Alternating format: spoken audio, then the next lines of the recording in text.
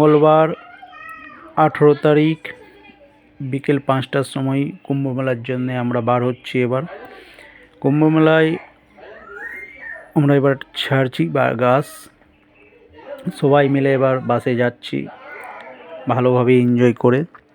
দেখুন আমরা এবার নেরসা পার হচ্ছি, ঠিক আছে। নেরসা পার হওয়ার ব্যাঙ্ক অফ ইন্ডিয়ার পাশে গাড়ি এখন দাঁড়িয়ে আছে, কিছু প্যাসেঞ্জার চাপবে, কিছু সামগ্রী চাপবে। এখান থেকে আধ ঘন্টার পর এবার বাস আমরা রওনা করে দেবো প্রয়াগরাজের জন্য। এটা LIC অফিসের নিচে শ্রী দুর্গা ট্রেডার্স মার্কেট, আমরা এখানে এখন দাঁড়িয়ে আছি। আমরা নেমেছি গিরিডি জায়গায়, আর ইসরো মনে হয়, জিজ্ঞেস করছি কোথায়, জিজ্ঞেস করে তারপরে বলছি। টোল প্লাজায় এখন ফেসে আছি। টোল প্লাজা থেকে বার হলাম, ওখান থেকে কমসে কম টোল প্লাজা থেকে আমাদেরকে 1 ঘন্টা লাগলো টোল প্লাজা থেকে বার হতে, ঠিক আছে। আমরা ইসরি টোল প্লাজায় পৌঁছেছি। আমরা এটা ফার্স্ট টোল প্লাজা, এর মধ্যে এখন অনেক টোল প্লাজা পাওয়া যাবে, জানি না কত টোল প্লাজা। এই প্রত্যেক টোল প্লাজায় আমার মনে হয় 1 ঘন্টা করে জাম হবে। সন্দীপ নাগ আমাদের বন্ধু ভাই যেটা বলবে আমার সাথে যাচ্ছে, আমার পার্টনারশিপ হিসাবে। আমরা যে বাসটায় যাচ্ছি আমার মনে হচ্ছে যে সবার থেকে ঘটিয়া বাস আমাদের বাসটা, লালন বাস নাম হচ্ছে। বাকি আমাদের বাসের সামনে যত বাস দাঁড়িয়ে আছে সেই বাসগুলা দেখে আমাদের বাসকে মানে বেশরমই লাগছে, আমার নিজেকে লজ্জা বোধ মনে হচ্ছে। এই পকোড়ির দোকানে আমার মনে হয় যেটা 5 টাকায় আমাদের এখানে পাই, সেখানে এটা 20 টাকা। এদের গোটা বছরের বিজনেসটা মনে হচ্ছে এই 1 মাসের মধ্যেই এরা কামিয়ে নেবে। ভোর 6টা হয়ে গেল, 6টা 20 মিনিট আমার মনে হচ্ছে সময়। আমরা এবার বেনারসের কাছাকাছি পৌঁছেছি। এখনও পর্যন্ত প্রয়াগরাজ এখান থেকে পৌঁছতে আমার মনে হয় যে আরও 2 থেকে 3 ঘন্টা লাগবে যদি জাম না পাই তাহলে। এবার আমরা বেনারসে ভোরবেলায় আমার ঘুম ভাঙলো, ঘুম থেকে উঠে দেখছি যে আমরা বেনারস মোটামুটি পৌঁছে গেছি। আজ হচ্ছে 19 তারিখ বুধবার দিন। আমরা বার হয়েছিলাম 18 তারিখ বিকেল 5টার সময়। আজ 19 তারিখ বুধবার সকাল 6টায়। যত ক্ষেত দেখাচ্ছে এটাতে সব সরষে আর গম চাষ হয়েছে, দেখতে ভালো লাগছে, সুন্দর জায়গা। দেখুন আমি আমার বন্ধু সন্দীপ নাগের সাথে বসে আছি, বাকি সবাই এখন সকালবেলায় 6টা 6:30 বাজছে, সবাই এখনও ঘুমোচ্ছে। কারো ঘুম রাত্রে ভালো করে হয়নি, সেই জন্য ভোরে সবাই ঘুমে টান মারছে। পিছনে আমাদের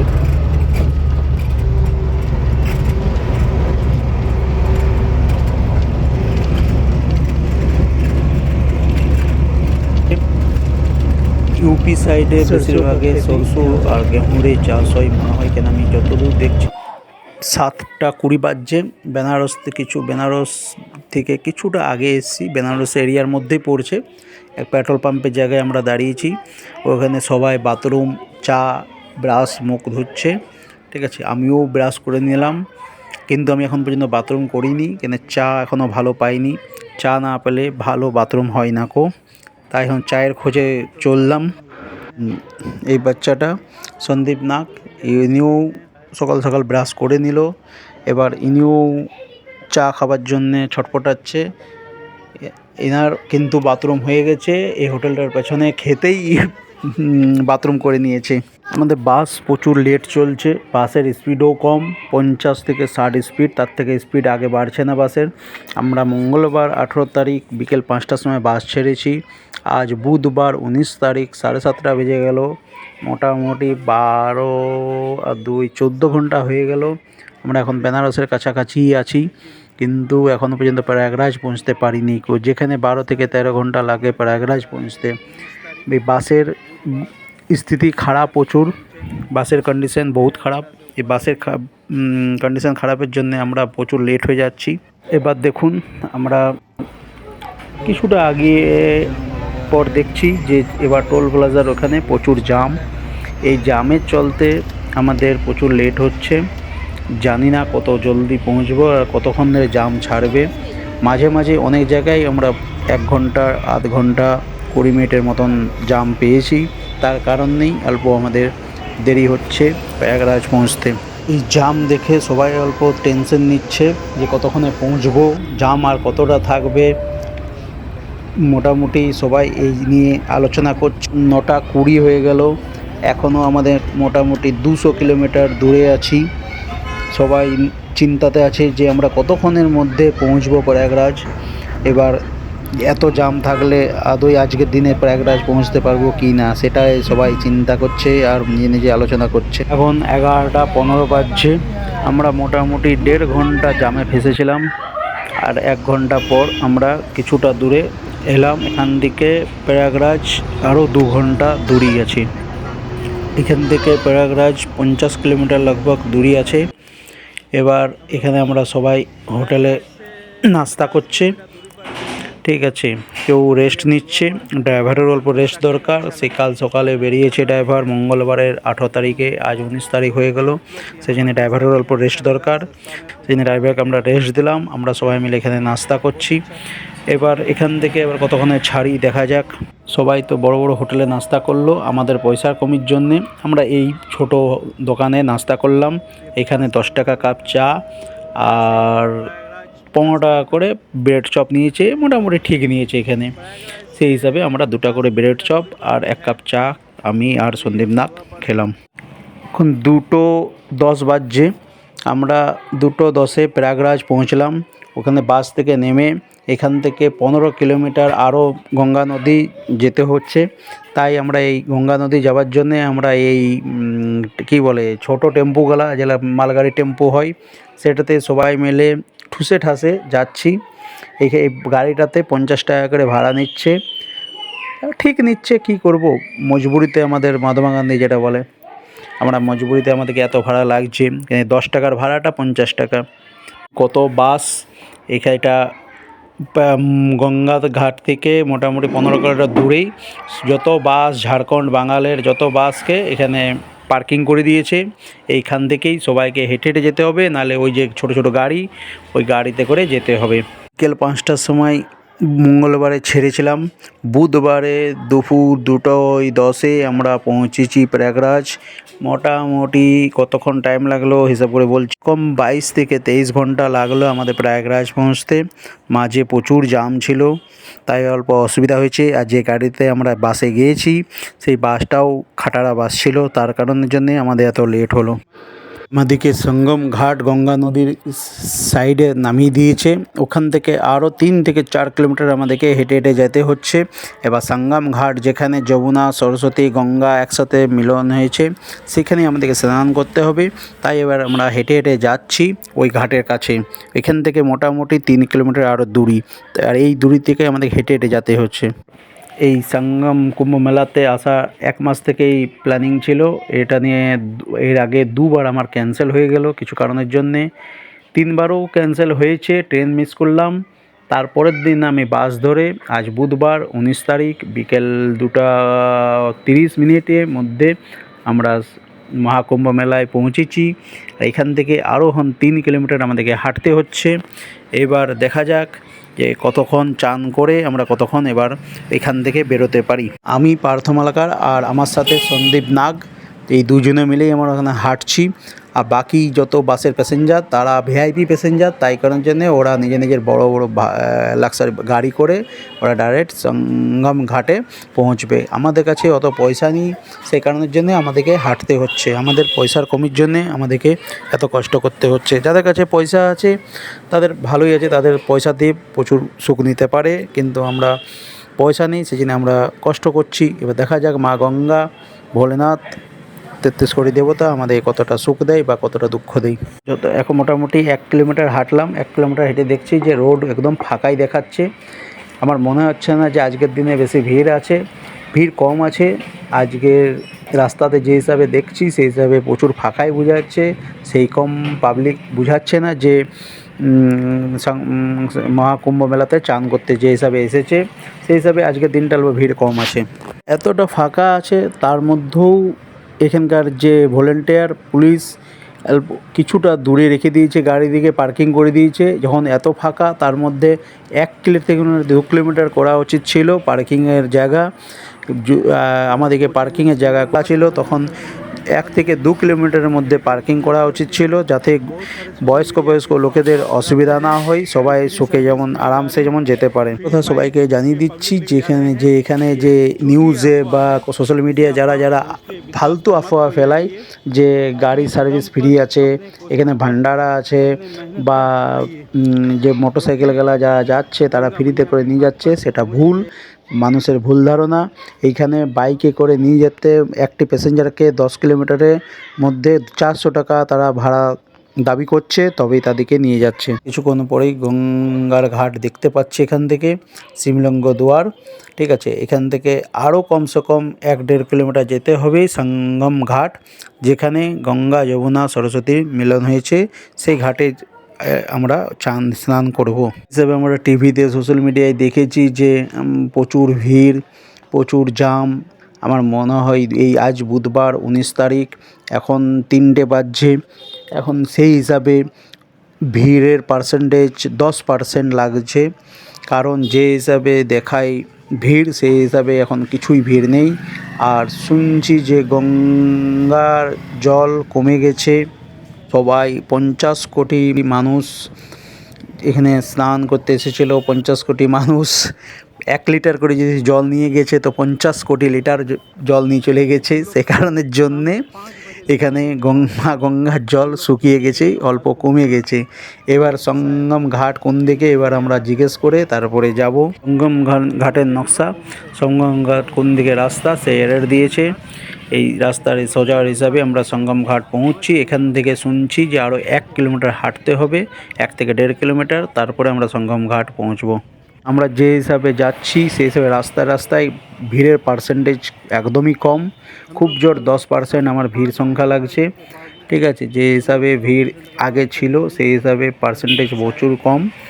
এবার আমরা আস্তে আস্তে আগে বাড়ছি, এবার কত দূর মধ্যে পৌঁছছি সঙ্গম ঘাট সেটা দেখা যাক। পারেও টেন্ট বসা আছে, ওই পারেও প্রচুর পাবলিক আছে, আর এটা হচ্ছে গঙ্গার ঘাট। এই ঘাটের ওপারেও অনেক জনসংখ্যা, অনেক মানুষ এসেছে গঙ্গা স্নান করতে। ঘাটে একদমই ভিড় নেই আজকে।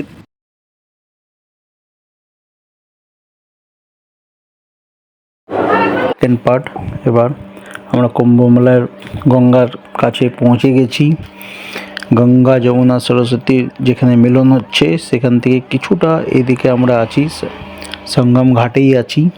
এবার আমরা স্নান করার জন্য রেডি হচ্ছি। প্রচুর এখানে সঙ্গম ঘাটে ভালোই ভিড় দেখাচ্ছে। এখানে আমরা যে রাস্তায় যে হিসাবে ভিড়টা কম পেয়েছিলাম সেই হিসাবে সঙ্গম ঘাটে আমরা ভিড়টা মোটামুটি দেখাচ্ছে, মানে বেশিরভাগই সবেই সঙ্গম ঘাটেই স্নান করার জন্য রেডি এসেছি। এবার আমরা স্নান করার জন্যে রেডি হচ্ছি। আমাদের সন্দীপ নাগ এই স্নান করে নিয়েছেন, এবার আমি স্নান করব। আমিও স্নান করার জন্য এবার তৈরি হচ্ছি, আপনাদেরকে একবার সেলফি দেখিয়ে দিচ্ছিলাম। এরপরে আমি স্নান করতে নামবো গঙ্গা যমুনা সরস্বতীর সঙ্গমে। ওকে গাইস, এবার আপনাদের মতামত জানতে চাই এই সঙ্গম ঘাটের অনুভব কেমন লাগছে। ঠিক আছে, এবার আমি আস্তে আস্তে গঙ্গার নদীতে মা গঙ্গার বিশেষ দেখিয়ে দিই আপনাদেরকে। মাশাআল্লাহ আমার ভালোই হয়েছে। এবার আমরা গঙ্গায় নামলাম, নেমে ডুবকি দেবো। আমি টোটাল 12 বার ডুবকি দিয়েছি। ঠিক আছে, এবার দেখুন 12 বার ডুবকি কেমন করে দিয়েছি। আমার এই ডুবকি 12 বার দেওয়া হয়ে গেছে। ডুবকি 12 বার দিয়েছি। দেখুন গঙ্গায় স্নান করার একটি আলাদাই মজা অনুভব। গঙ্গাতে স্নান করলে লোক বলে যে প্রচুর পাপ ধুয়ে যায়, এটা ভুল কথা। মানুষের যে পাপ হয় সে পাপ ভগবান প্রায়শ্চিত্ত করে, তাদের পাপ এমনিতে কোনদিন ধোয়ায় না। তাহলে তো মানুষ বহুত পাপ করে গঙ্গায় স্নান করে নিয়ে পাপ ধুয়ে নিত। এটা গঙ্গা স্নান করার কারণ একটি, এই নেগেটিভ এনার্জি যেটা মানুষের মধ্যে হয়ে থাকে সেই নেগেটিভ এনার্জিটা কিছুটা দূর হয় মানুষের। এই যে আমার স্নান হয়ে গেল। এবার স্নান করে উঠছি।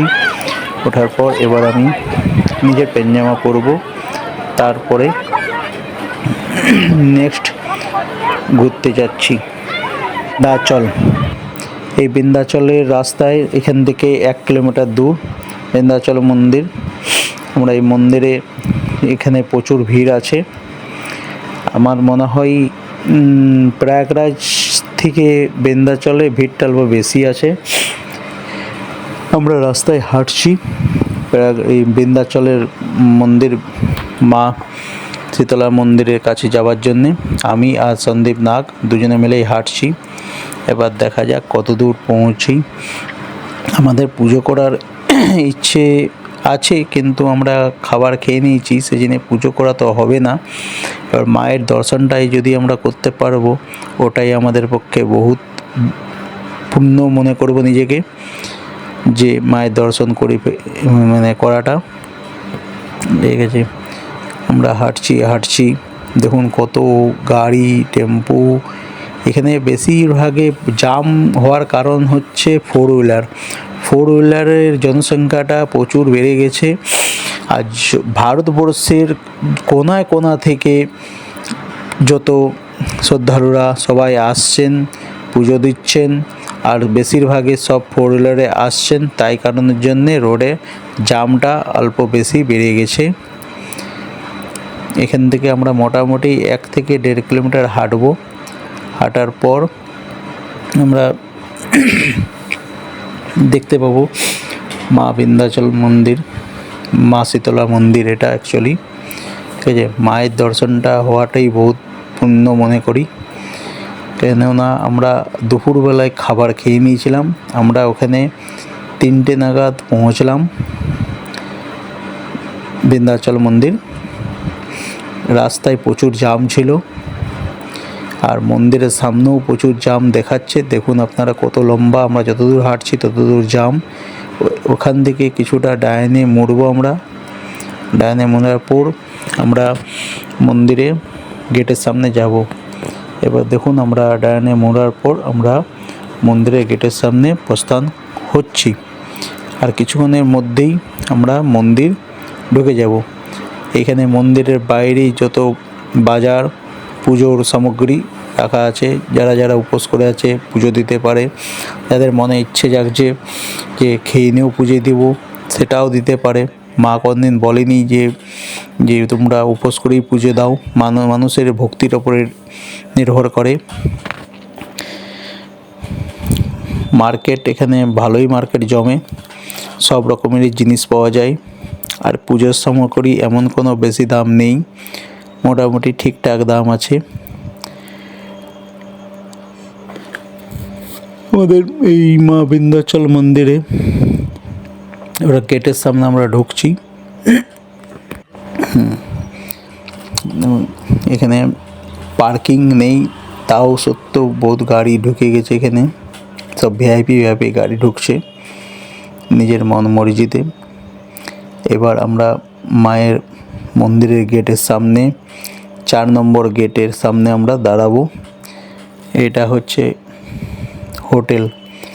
যদি কেউ এখানে রাত্রি থাকতে চায় তা থাকতে পারে। এখানে আশেপাশে অনেক হোটেল আছে। সকালে উঠে পুজো দিতে চাই, তারপরের জন্যে রাত্রে থাকার জন্যে সব ব্যবস্থা করা আছে। দেখুন আমরা এবার মায়ের মন্দিরের গেটের সামনে দাঁড়িয়ে আছি। এবার গেটের ভিতরে আমরা প্রস্থান করব। এটা হচ্ছে 2 নম্বর গেট। আর এই 2 নম্বর গেট হয়েই বেশিরভাগই মানুষ ঢোকে।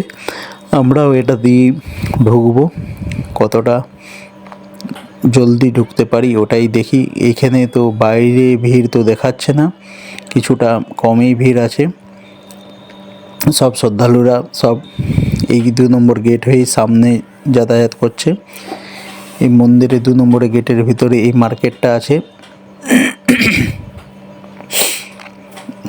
আমরা এবার 2 নম্বর গেটের ভিতরে ঢুকছি। ভিতরে সব পুজোর সামগ্রী পাওয়া যায়, সব কিছুই পাওয়া যায়। যারা পুজো দিতে চান এখানে পুজো দিতে পারেন। মায়ের কাছে মনোকামনা যারা করতে চান, মনোকামনা পুরো হবেন আপনাদের। এখানে সব রকম পুজোর জিনিস আছে।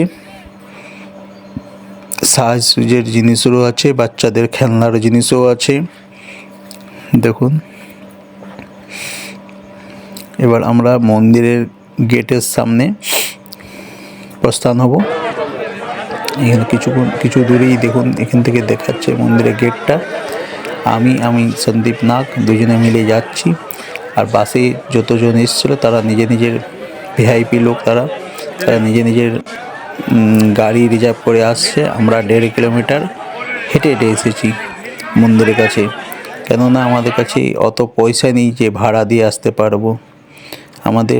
আমরা হচ্ছি বেকার, আমাদের কাছে কোনো রোজগার নেই, কিছুই নেই।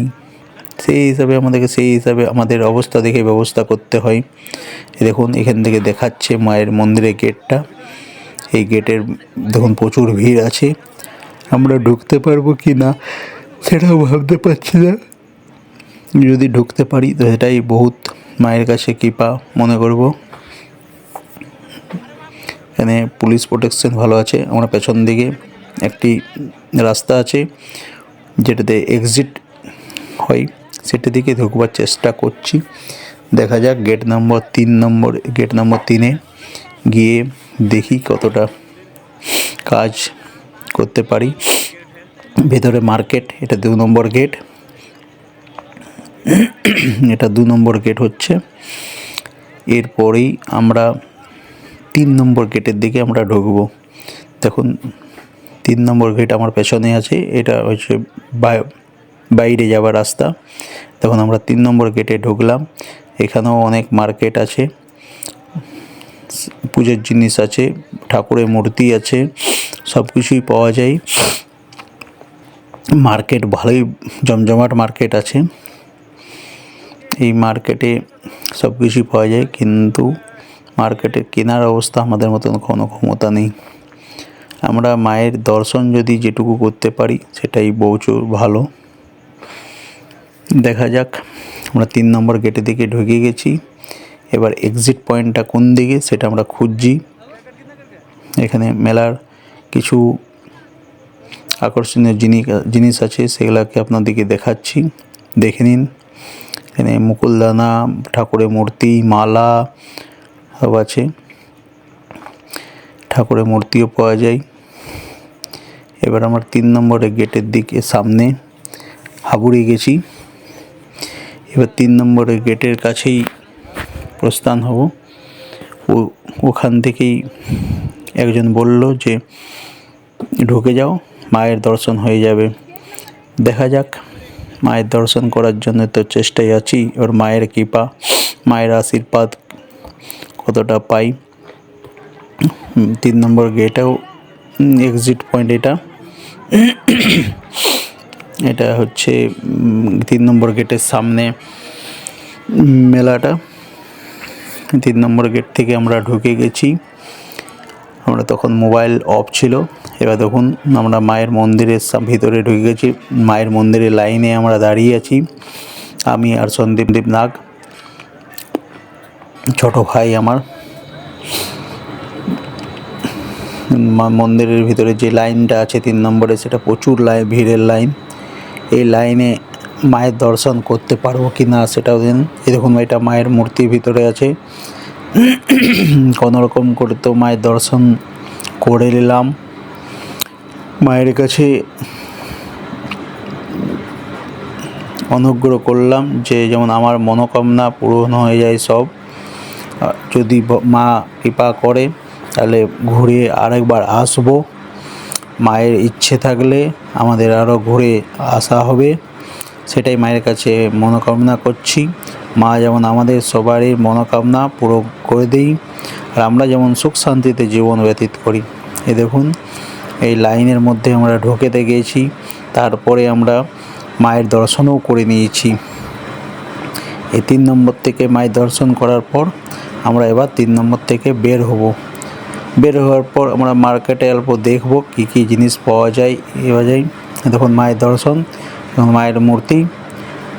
এবার মায়ের দর্শন করে আমরা বার হচ্ছি। এবার দেখুন, আমরা চলে এলাম কাশী বিশ্বনাথ মন্দির।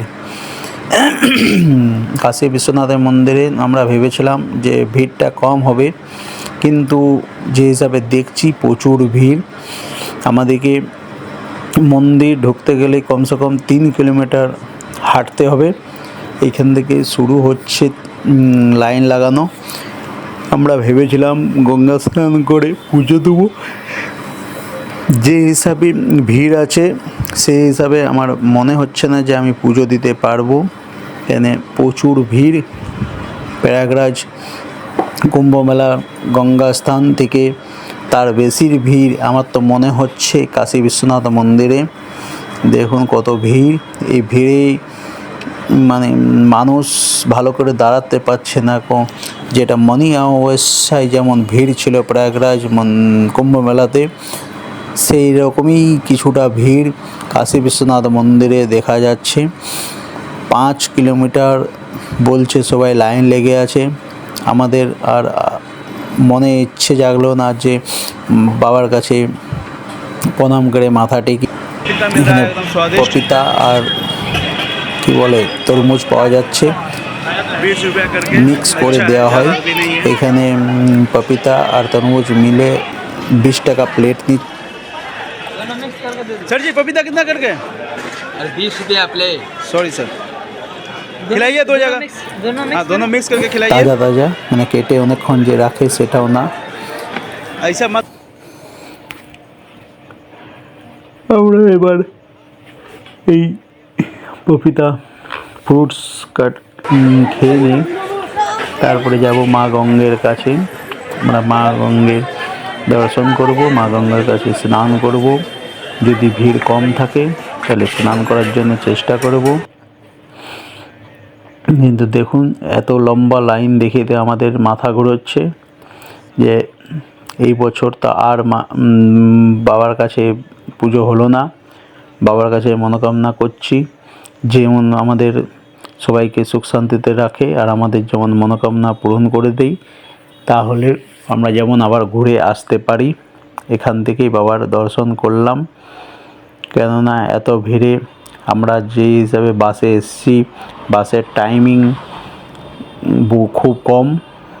ওদের 3টে থেকে 4টে বেরোবার সময় টাইমে দিয়ে দিয়েছে। তাই যা লম্বা ভিড় আছে, এই ভিড়ে 3টে থেকে 4টার মধ্যে যে পুজো হবে সেটাও সম্ভাবনা কমই আছে। আমরা বাবার গেট নম্বর 4-এ দাঁড়িয়ে আছি। এখানে তো এত ভিড়, ঠেলা গুজা ভিড়, মানুষ দাঁড়াবার 1 সেকেন্ড সময় নেই এখানে। যদিও দাঁড়ায় তাহলে বিপদ আছে, আর অল্প যদি কেউ পা পিছলে পড়ে তাহলে তার মৃত্যু নিঘাত আছে। কেন এত ভিড়? এটা বাবার দর্শনীয় এলইডি ক্যামেরা লাগা, এলসিডি ক্যামেরা লাগা আছে, টিভি লাগা আছে। এখান থেকেই সবাইকে দর্শন করা হচ্ছে। যারা যারা ভিতরে লম্বা লাইন দিয়ে দর্শন করতে পারছেন না আছে। এত ভিড় যে আমি মোবাইলটাকে ওপরে তুলে নিয়েছি, কেননা সোজা দেখাতে গেলেই মানে কারো না কারো হাতে লাগবে, কারো মাথায় লাগবে। সেই কারণের জন্য দেখুন কত ভিড়। এই ভিড়ে মানে পেরোনো যাচ্ছে না, এত ভিড়। কী করে আস্তে আস্তে আস্তে পেরোনো হচ্ছে। এই হিসাবে ভিড় থাকলে ফ্যামিলি নিয়ে আসা পসিবল নয়। আমরা চলে এলাম এবার কাশী বিশ্বনাথের গঙ্গা ঘাট। দেখুন গঙ্গা ঘাটও দাঁড়াবার জায়গা নেই, স্নান করব কী করে ওটাই চিন্তা হচ্ছে। অল্প দাঁড়াবার জায়গা নেই, কোনো ঘাট খালি নেই। ঘাটে এত প্রচুর মানুষ যে আমার তো মনে হচ্ছে প্রয়াগরাজ কুম্ভ মেলাতেও এইরকম আমি ভিড় দেখিনি গো। যেদিন গিয়েছিলাম আমরা কুম্ভ মেলা স্নান করতে এত ভিড় কাশী বিশ্বনাথ মন্দিরে। সবাই কুম্ভ মেলা স্নান করে এবার কাশী বিশ্বনাথ গঙ্গা ঘাটে সবাই স্নান করতে এসছে। দেখুন ঘাটটায় যে সিঁড়িগুলাই দেখা যাচ্ছে না, গঙ্গা স্নানে নামবে কী করে। তাই আমরা দুজন মিলে প্ল্যানিং করেছি, একটা বাজারে একটা থলি কিনলাম। থলি কিনে নিয়ে ফার্স্টে আমি স্নান করলাম, আমার পায়জামা থলিতে ভরে রাখলাম, আর সন্দীপ নাগ ধরে রাখলো। আমার স্নান হওয়ার পর তারপর সন্দীপ নাগের পায়জামা থলিতে ভরলাম, আমি ধরে রাখলাম, তারপরে সন্দীপ নাগ স্নান করলো। এবারে স্নান করে আমরা দুজন এই কাশী বিশ্বনাথ মন্দির থেকে রওনা হব এবার বাড়ির জন্যে। কেননা 3টে থেকে 5টার মধ্যে কাশী বিশ্বনাথ থেকে ওরা বেরিয়ে যাবে বললো, বাস ছেড়ে দেবে। তার আগেই আমরা বেরোবার জন্যে জলদি তৈয়ারি হচ্ছি, কেননা এবার ওরা ফেল হয়ে যাবে।